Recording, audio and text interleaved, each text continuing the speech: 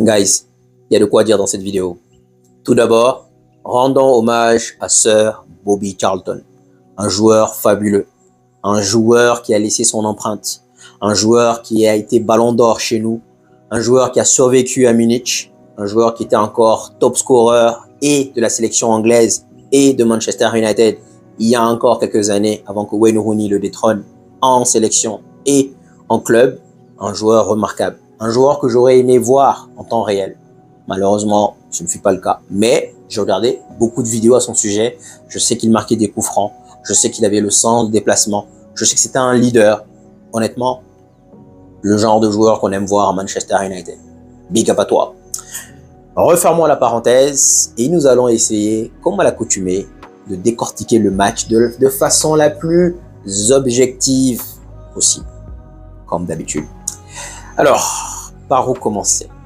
Laissez-moi réfléchir. Nous allons commencer par la compo. Malheureusement, j'étais dans le trafic, il n'y a pas eu de preview pour le match. Mais j'ai vu la compo, je me suis dit, Ten Hag, à quoi tu joues? À quoi tu joues, Ten Hag? Honnêtement. Et je vais vous dire pourquoi. Dans mon preview, je vous avais dit que pour moi, Rashford avait joué, oui, il avait marqué un but avec la sélection anglaise, mais moi j'allais le drop. Garnacho méritait de commencer et j'allais démarrer avec Garnacho pour commencer.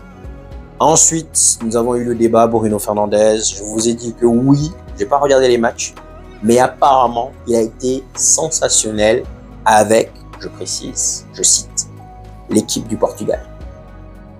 Je suis désolé, mais je suis pas portugais.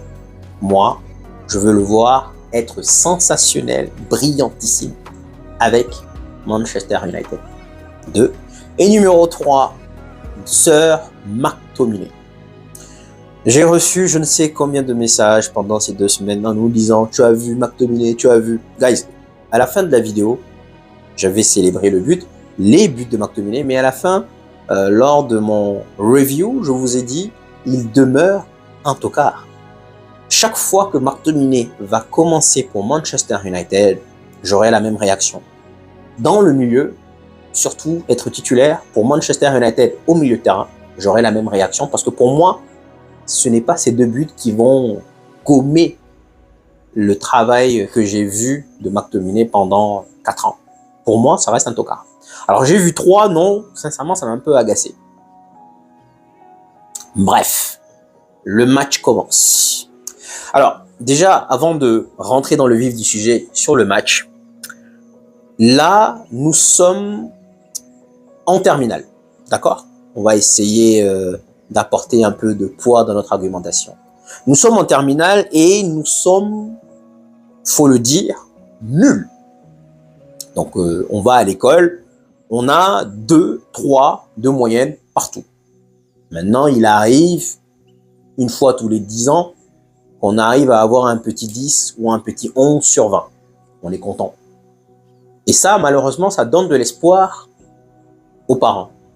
L'enfant, il est en terminale, il a 2, 3 de moyenne, c'est vraiment un tocard. Donc, notre jeu, nous sommes des tocards actuellement. Mais de temps en temps, on arrive à grappiller des points. On arrive à avoir des 11, des 12. C'est pas sans sas, mais c'est juste histoire de contenter les fans. On est content. Nous, on est content et ça donne de l'espoir. Sauf que là, c'est un couteau à double tranchant. Soit l'élève va continuer dans son année, arriver au bac et se prendre une de ces gifles légendaires. Soit il va réussir par magie à retourner la situation. À l'heure actuelle, toutes les moqueries que nous avons, dont nous subissons en tant que fans de Manchester, elles sont légitimes. Tous les fans adverses, City, Arsenal, Liverpool, toutes les moqueries dont nous subissons actuellement sont légitimes. Nous sommes nuls. C'est ça le truc, c'est que moi, je suis fan de Manchester, mais les gars, je vous ai dit, je vais être le plus objectif possible. Nous sommes nuls. Et ce qui me dérange en fait dans la compo, c'est le fait que genre, déjà il y a 2 joueurs intouchables qui ne sont pas en train de briller avec Manchester United, guys. Ils sont pas en train de briller, mais on veut penser quelque part que il va avoir un déclic quelque part. Alors encore une fois, c'est un couteau à double tranchant. Soit au bout d'un moment, il va essayer, il va nous marquer un but de l'année et derrière, c'est le déclic. Soit plus il va essayer, plus il va se rater et plus il va sombrer dans son moral. C'est très simple. Donc pour moi, je l'ai dit à plusieurs reprises, Bruno et Rashford, moi, je les bench. Maintenant, McTominay, guys, chaque fois que McTominay va jouer, je répète, milieu de terrain titulaire, Manchester United au milieu de terrain. Maintenant, s'il est titulaire pour un match par-ci par-là, pour faire souffler Højlund, ouais, pourquoi pas. Mais McTominay, guys, je sais pas, c'est ce genre de match, on l'a vu, on l'a revu et on l'a revu. Chaque fois que McTominay est titulaire dans le milieu de Manchester United, ça sera nul. Et je vais vous dire pourquoi. Il n'est pas agile avec le ballon. Vous savez, moi quand j'étais petit, on jouait au foot, mais avec vraiment genre 3 pas pour faire on mettait les chaussures. Donc on fait 3 pas, tac, tac, tac, et on mettait donc les chaussures pour faire donc les camps. Je suis quelqu'un, je pense que je le suis toujours, ça fait longtemps que j'ai pas joué, mais je suis quelqu'un de très, très, très, très précis. Honnêtement, vous pouvez me donner genre l'espace d'un ballon, je vais cogiter, je vais frapper fort. On m'appelait Cesare, donc pour ceux qui connaissent pas, Cesare c'est le gars de l'école des champions. Cesare qui fait 180 degrés là avant de tirer, tout le temps. Parce que je faisais la même chose. Avant de tirer, je prenais le temps, je m'écartais ça et bam, je frappe. Donc j'étais très précis, très puissant. Mais en tant que footballeur, j'étais et je le demeure un nulard, un piètre footballeur. C'est-à-dire que je ne saurais pas faire un contrôle orienté, non, tu me donnes juste ce que je sais faire, c'est frapper. Ça je sais faire. Ça je sais faire. Vous donnez-moi, je vous jure, même maintenant, même si les camps sont assez rétrécis, je vais marquer. Parce que j'ai une belle frappe et je suis précis. Et McTominay me fait penser à moi. C'est-à-dire que il va marquer, mais en dehors de ça, nada. Donc oui, certaines personnes sont venues me voir en me disant « Oui, t'as vu, il a marqué. » Bref, à partir du moment où il a marqué et que juste derrière, on a encaissé un but, il a perdu ce droit de venir lui faire McTominay. Non. C'est comme si on fait 1 plus 1 moins 1. Ça revient à 0. Plus 1 moins 1. Ou alors moins 1 plus 1, ça fait 0. C'est pareil. Donc tu annules ton action. Donc McTominay se cache. Chaque fois c'est pareil, les gars, c'est pas aujourd'hui. Et en plus de ça, je vous ai pas dit ça la première fois. Je vous ai dit ça après l'avoir observé pendant je sais pas combien de matchs. McTominay se cache pourquoi il se cache? Parce qu'il n'a pas les compétences pour faire un contrôle orienté, faire une transversale. Il peut pas le faire. Il peut le faire une fois tous les 100 ans, tous les 36 du mois, ouais, mais il ne peut pas le faire. Il n'a pas cette capacité de le faire, tout simplement. Donc à partir du moment où vous avez McTominay dans votre équipe, ce genre de match vont se reproduire. Encore et encore, il n'y a pas de hasard. Et donc pour revenir sur l'exemple du bachelier, celui qui a 2,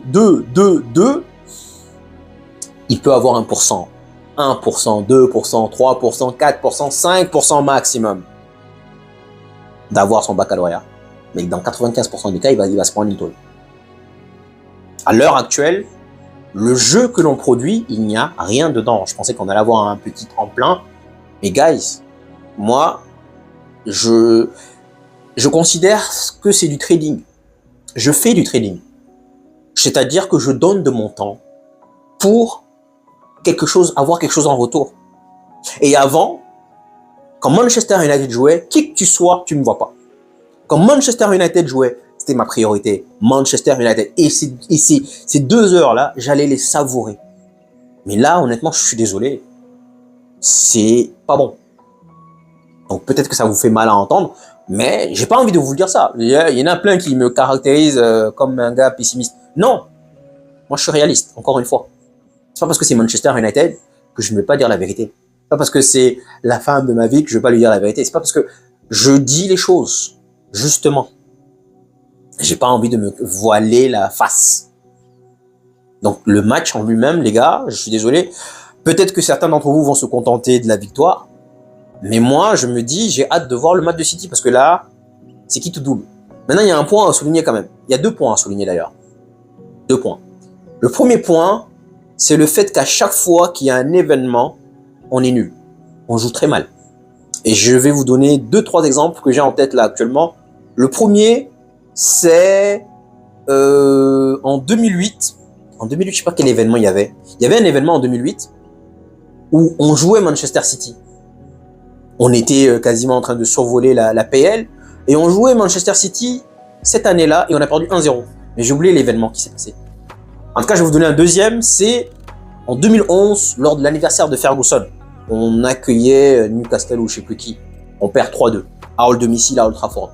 Chaque fois qu'il y a un événement où les joueurs se réunissent, où il faut applaudir, les joueurs rentrent dans l'émotion et derrière, c'est catastrophique. Donc ça, c'est un point à souligner. C'est un point à souligner. Maintenant, le problème, c'est que ce n'est pas quelque chose qu'on peut considérer comme un jour sans.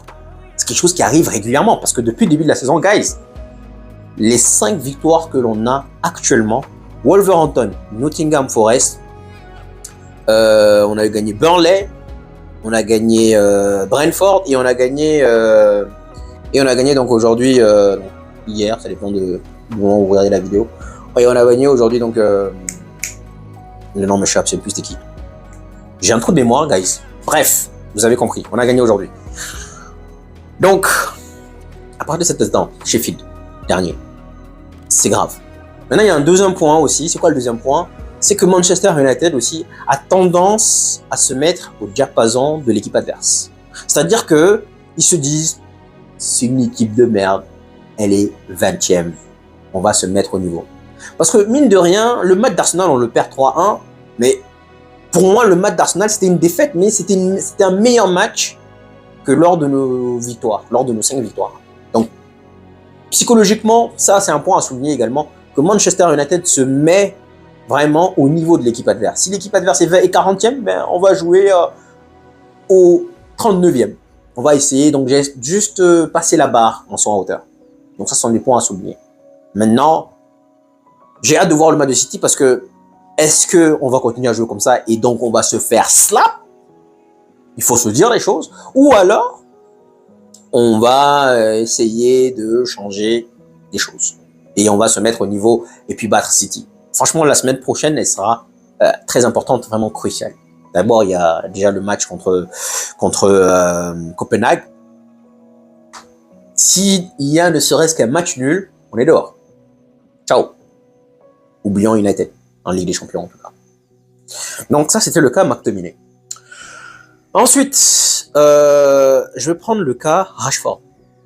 Guys, le mec, il a totalement perdu confiance en lui.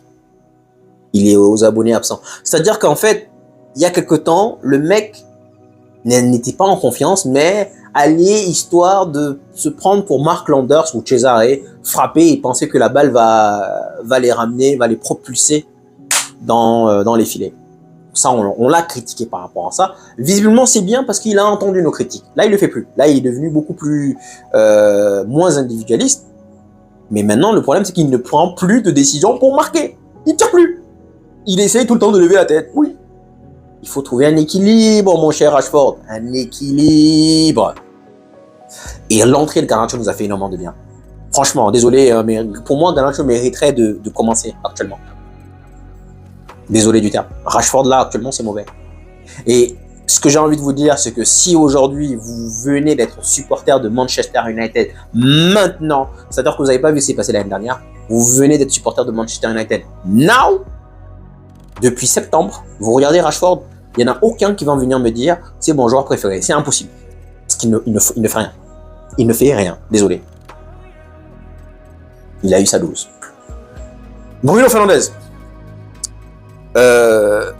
Pour moi, guys, je pense que vous allez finir par me donner raison. Vous voulez pas. La dernière fois, j'ai eu quelques personnes qui m'ont tagué, notamment sur WhatsApp, en me disant t'as vu Bruno Fernandes ce qu'il a fait? Portugal, les gars, on s'en fout. On s'en fout du terme. Et là, on va reprendre l'exemple du bachelier. Celui qui a 18 de moyenne tout le temps. Il a 18 de moyenne tout le temps. Il arrive au bac. Pim! Il se fait défoncer. Parce qu'il a stressé, parce qu'il a paniqué. Bref. Donc, ce que tu fais avec l'équipe du Portugal, ou ce que tu fais à l'entraînement, on s'en tamponne. On te demande, là, now, qu'est-ce que tu fais? Rien. Désolé, mais du terme, mais rien. Alors, franchement, je ne sais pas dans quel... il faut des points. Ça, c'est important. C'est primordial, il faut des points.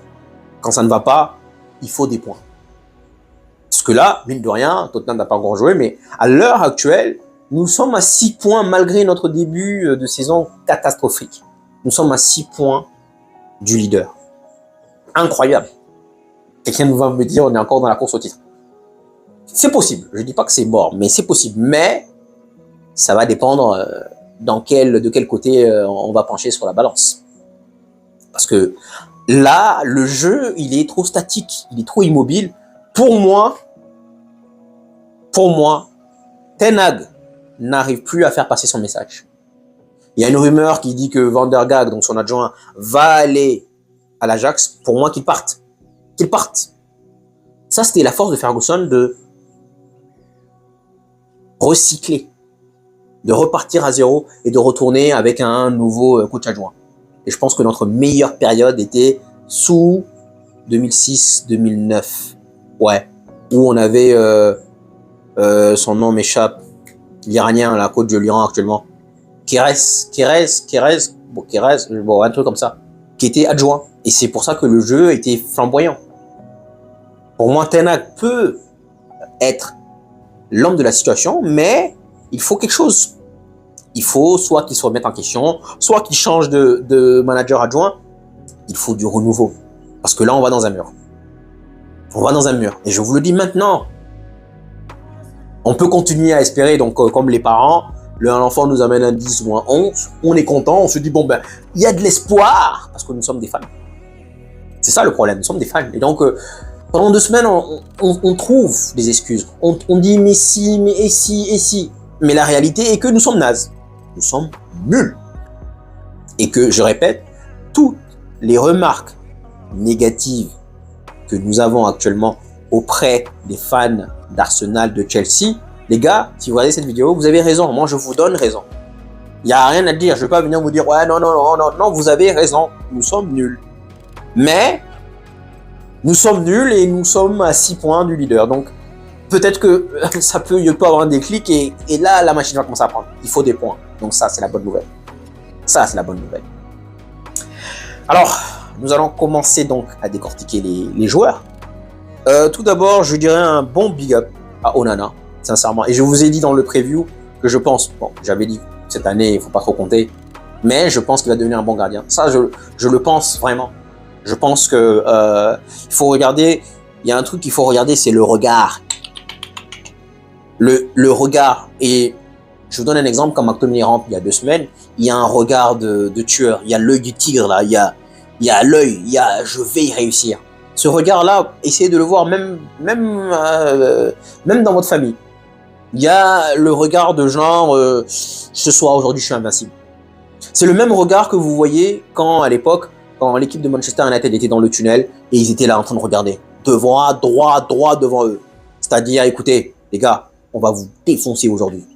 C'est le même regard. Et ce regard-là, je vois quelqu'un d'abattu, mais je vois quand même, aujourd'hui, j'ai vu ce regard-là. Donc, je ne dis pas que cette année, ça va être bon, mais sincèrement, big up à lui.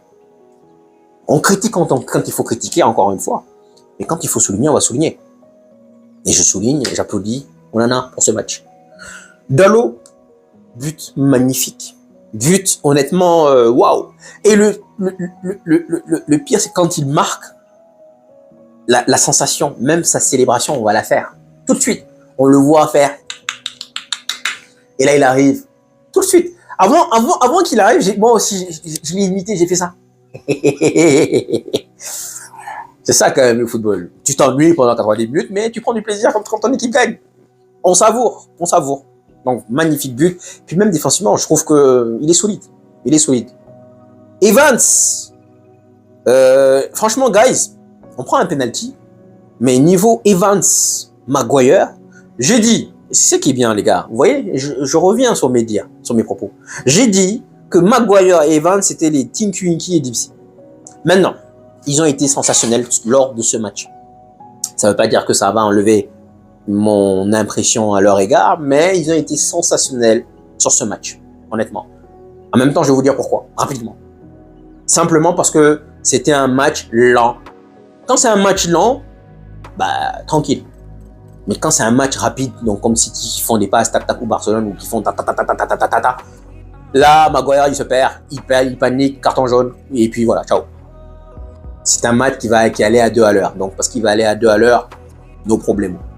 Donc, franchement, Maguire, on l'a dit, c'était un tocard. Sur ce match, je précise encore une fois, il ne faut pas dire que je retournais de ma veste. Je précise que sur ce match, il a été bon. Mais ça n'enlève en rien le fait qu'il reste et demeure un tocard. Je répète, il ne faut pas croire, il ne faut pas dire ce que je n'ai pas dit. McTominay, je vous ai dit, il a marqué, je suis content, mais il reste un tocard. Donc, sur ce match, ils ont été impeccables. Lindelof aussi, que j'ai aimé, honnêtement. C'est lui qui ramène le but. Ça a été un but entre latéraux. Franchement, impeccable. J'ai aimé le but. Le match de Lindelof, il joue pas à son poste. Honnêtement, même la dernière fois, je sais que oui, c'était sa faute, par exemple, sur 1 ou 2 buts. Mais sur le contexte, sur les 90 minutes, je trouve pas mauvais. Ensuite, après Lindelof, donc on a Amrabat, guys. Amrabat, pour moi, magnifique. Maintenant, il a besoin d'un partenaire. Et ce partenaire-là, guys, c'est peut-être Eriksen. Il y a une chose qu'il faut souligner. Le seul joueur, selon moi, et je pense même que c'est vrai d'ailleurs, le seul joueur capable de redescendre, le seul milieu que nous avons, capable de faire le lien entre la défense et le milieu, c'est Eriksen. Casemiro ne peut pas le faire. Bruno ne peut pas le faire. Peut-être Meno, mais ça reste à voir. Amrabat ne peut pas le faire. Tous ces joueurs-là sont capables. Donc, ce qui veut dire, c'est que l'année dernière, le lien, celui qui descendait, qui quittait son milieu pour rentrer entre les deux joueurs, entre les deux défenseurs centraux, c'était Eriksen. C'est le seul capable, techniquement, de le faire. C'est le seul. Donc, ce lien-là nous manque. Et donc, aujourd'hui, si tu veux défendre contre Manchester, tout ce que tu as à faire, c'est bloquer la passerelle entre défenseurs et milieu de terrain. Parce qu'il n'y a pas de lien. Amrabat, il est bon défensivement, mais bel équerre d'ailleurs qui frappe. Mais il n'est pas capable de ressortir le ballon comme Eriksen sait le faire. Donc, franchement, bon match d'Amrabat. Mais je pense qu'il serait encore meilleur avec un Eriksen. Comme on a vu l'année dernière, Casemiro, le duo Casemiro et Eriksen. Pourquoi pas? Est-ce que Ten Hag va le faire? On verra. McTominay, j'en ai parlé. Bruno, j'en ai parlé. Rashford, j'en ai parlé. Højlund, guys, il n'a rien. J'ai vu des gens qui me disent que Højlund, il a été nul. Il n'a rien, guys. Il n'a pas de service. Et s'il joue derrière avec un Bruno Fernandes totalement inutile, je suis désolé de vous le dire, mais même si ça vous n'allez pas l'entendre, et un McTominay qui se cache pour éviter le ballon, il n'aura pas de service. Si Højlund restait, au lieu de faire rentrer Martial qui a servi à rien également, si Højlund restait et que derrière on faisait rentrer Eriksen et Garnacho, je pense que derrière il allait beaucoup plus s'amuser, beaucoup plus éclater. Ça va venir. Højlund pour moi c'est un bon joueur, guys. Il n'a pas de service, mais ça va venir. Pour moi c'est un joueur sur lequel je n'ai aucun doute. Zéro. Ça sera un joueur qui va tout casser à condition qu'on le serve. Anthony. C'est pas que je veux critiquer, mais guys, il a fait une belle action. C'est sur le centre qu'il a donné à Rashford. Et Rashford qui l'a renvoyé à Højlund et Højlund n'a pas su la mettre. Mais en dehors de ça, qu'est-ce qu'Anthony rapporte? Honnêtement, peut-être que c'est parce que je m'acharne sur lui, mais qu'est-ce qu'il rapporte? Honnêtement, pour les pros Anthony, je vous écoute. Vous avez la parole. Dites-moi, qu'est-ce qu'Anthony rapporte à Manchester United? On s'est moqué pendant longtemps de Pepe à Arsenal. On disait que c'était un tocard. Et là, Anthony a de pires stats. Mais par contre, on essaie parce que c'est un mancunien, on essaye de le couvrir. Maintenant, j'ai une question à vous poser. Est-ce que si Anthony était dans un club adverse, est-ce que vous n'allez pas vous foutre de lui? Mais comme ce que je veux dire, c'est parce que là, c'est parce que c'est un mancunien que vous allez le défendre. Peut-être. Et enfin, Mason Mount, les gars, moi, je répète, Je vous jure que Mason Mount, c'est un bon joueur. Et c'est pourquoi je vous disais que je ne voulais pas de Mason Mount. Parce que je sais que Ten Hag est dans l'incapacité de prendre ses coronets et de mettre Bruno sur le banc. Mason Mount sera un bon joueur, à condition qu'il devienne le titulaire en 10 et que Bruno soit écarté. Chose qui ne va pas arriver. Dans ce cas, ça risque d'être du gâchis. Garnacho, belle entrée également. Et puis Martial, voilà quoi. Sans surprise quoi. Il rentre, il tombe. Feuille morte. C'est la feuille morte. C'est pas la feuille morte d'Aton qui vole et qui redescend. Non, ça c'est juste la feuille qui descend de son arbre et qui tombe. Voilà. Ouf, guys. Je pense que j'ai déballé mon sac. Peut-être que j'ai oublié une chose. Mais en tout cas, pas sûr. Parce que en ce moment, il y a beaucoup de choses extra. Des événements inattendus, bref. Mais lundi, on va commencer à faire donc des lives tous les lundis. C'est-à-dire sur YouTube, à partir de 19h30. 19h30 chez moi, donc 18h30 GMT. 18h30 GMT. Tous les lundis, ouais, un truc comme ça. On fait des lives et puis bon, ben voilà, on essaie de recontextualiser, parler du match passé et du match à venir. On essaie de faire ça tous les lundis. Donc ouais, je pense que j'ai tout dit. Et je vais finir avec une citation de Chandler. Chandler Bing, l'une de mes séries préférées. Friends. Il y a une phrase qu'il dit que j'ai éclaté de rire. Et chaque fois que je l'entends, j'éclate de rire encore. C'est une phrase qu'il dit à Joey. Arrête d'enfoncer le coton-tige quand ça résiste. Magnifique. Et là, donc, je vais vous dire ça par rapport aux pro-joueurs, les pro-Rashford, les pro-Bruno. Arrêtez d'enfoncer le coton-tige quand ça résiste. Sur ce, guys, merci de m'avoir écouté. Prenez soin de vous.